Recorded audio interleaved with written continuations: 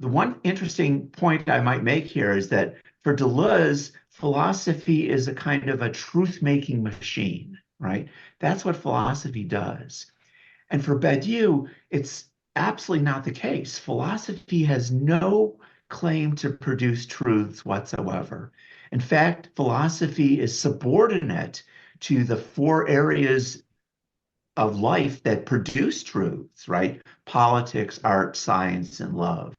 And philosophy can't exist without those truth procedures in those fields. Philosophy doesn't have the ability to make its own truths. It can adjudicate, it can talk about how these truths can become possible, can be possible together, if you will, how they work with each other, but it has no productivity of truth itself. Yes, in fact, Professor, one point I wanted to ask from you was he calls it, I believe, a disaster when philosophy kind of becomes it makes the mistake of becoming a truth procedure. And I think he uses politics, for instance, here, where you have like a philosopher like Heidegger who tries to use his philosophy to become a Nazi, or even in the case of Marxism, there's this notion of where you entangle philosophy with the truth procedure of politics. And I'm curious just to if you could kind of you know riff off that really, why philosophy shouldn't get involved in this notion of truth procedures. Yeah. Well, first of all, the problem that he sees is one that he calls suturing. There's a tendency of all sorts of philosophers. Let's take Heidegger as a good example, to suture philosophy, meaning making a kind of a exclusive, strong connection to one of the truth procedures. So in the case of Heidegger, it's art or poetry primarily, right? So for Heidegger, truth is something that poetry makes, right? That poetry is a kind of a truth procedure, if you will.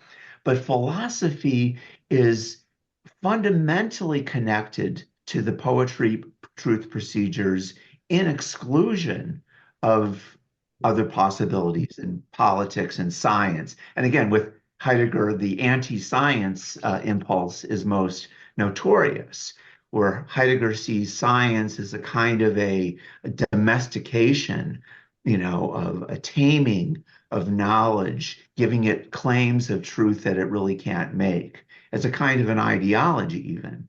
And technology in particular is the reduction of science to its essence. So there's a kind of a positive and negative suturing of philosophy in Heidegger. And for Badiou, the problem is, it's not that poetry doesn't produce truths. It's precisely poetry that is one of the truth procedures for Badiou. But if we get exclusively fixed on that one, right, if we suture it to that, then we lose the compossibility of all the truth procedures. And without all of the truth procedures, philosophy is, if you will, lame.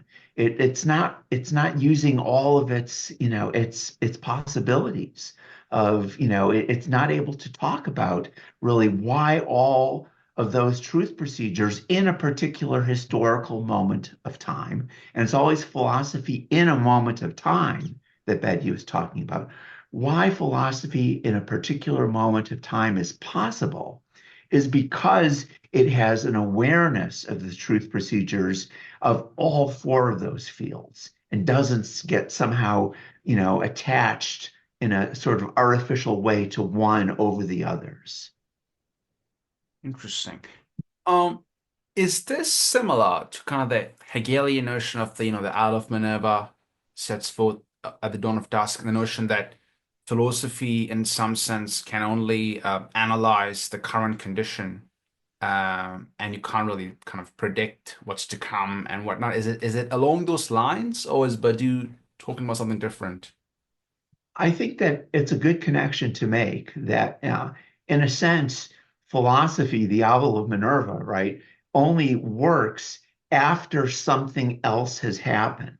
And that something else is going to happen, not necessarily as it is for Heidegger in terms of the history of philosophy or the history of religion, the history of culture, right? History of nations, but it's going to happen in terms of, again, these fields of truth procedures in relationship to what he most famously calls an event, right? Some kind of a disturbance in one of those fields that allows for the opening of something new, that allows for that underlying generic possibility to emerge, right? So, yes, it's a kind of a retrospective kind of project that philosophy has, but it's a sort of an immediate retrospection, right? It's in the present moment as it reflects back on the way that those other fields have produced truths, right?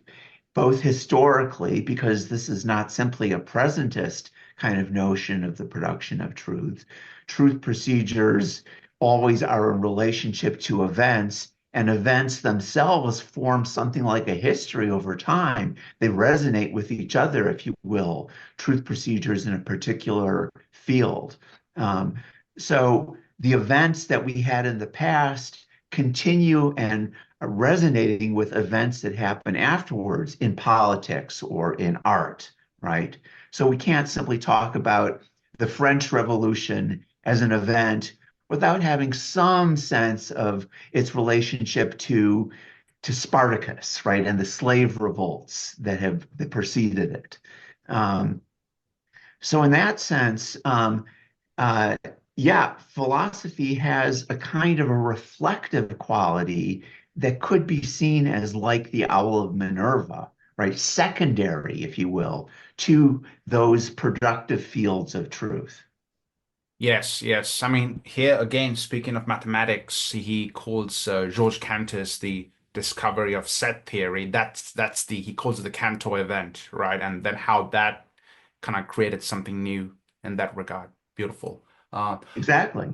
yeah. And that event itself is not simply its own singular event, which it is. It also resonates with the events in mathematics that go back to the ancient Greeks and that will continue later on with with all the great thinkers, Paul Cohen, and later thinkers who, if you will, constitute their own events.